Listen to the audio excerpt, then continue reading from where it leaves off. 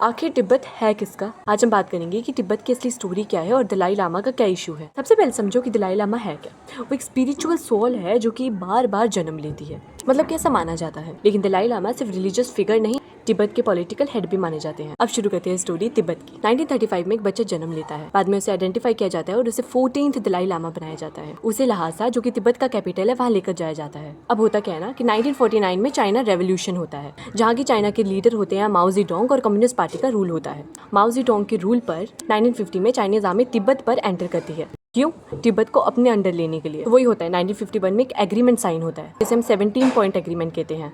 इसमें चाइना और तिब्बतन के रिप्रेजेंटेटिव्स के बीच में साइन होता है। इस एग्रीमेंट के बाद तिब्बत ऑफिशियली चाइना के कंट्रोल पर आ जाता है, ऑटोनॉमी के प्रॉमिस के साथ। अब इंडिया का क्या रोल है इसमें? होता क्या है ना, 1950 के अर्ली फेज में इंडिया ने चाइना के साथ अच्छी रिलेशन रखने के लिए पॉलिसीज रखी और 1954 में इंडिया ने ऑफिशियली तिब्बत को एज अ चाइना का पार्ट भी मान लिया, पंचशील एग्रीमेंट के कॉन्टेक्स्ट पर। इन टर्निंग पॉइंट तो 1959 में आता है, जब इस टाइम पर लहासा, जो कि तिब्बत का कैपिटल है, वहाँ अपराइजिंग शुरू होती है। सिचुएशन डेंजरस हो जाती है और दलाई लामा वहाँ छोड़कर इंडिया आ जाते हैं। अब इंडिया लेता है बिगेस्ट डिसीजन। सबसे पहले तो दलाई लामा को जाइलम दिया जाता है, मतलब कि प्रोटेक्शन इंडिया के अंडर, और उन्हें धर्मशाला में सेटल होने दिया जाता है। आप धर्मशाला में खुद भी एविडेंसेस देख सकते हो। बट इन सब से इंडिया और चाइना के बीच में टेंशन शुरू हो जाती है, क्योंकि चाइना के हिसाब से ये उनके इंटरनल मैटर पर इंटरफेयर करना है और इंडिया और चाइना के बीच में जो ट्रस्ट बिल्ड हो रहे थे वो ब्रेक डाउन हो जाते हैं। इसकी वजह से साइनो इंडियन वॉर्स भी होते हैं, जो हम आगे आने वाली वीडियोस में देखेंगे। अब प्रेजेंट सिचुएशन क्या है? जो 14th दलाई लामा है वो इंडिया के धर्मशाला में रहते हैं। वो इंडिपेंडेंस के नहीं बल्कि ऑटोनॉमी की बात करते हैं, लेकिन चाइना तिब्बत पर फुल कंट्रोल मेंटेन करता है।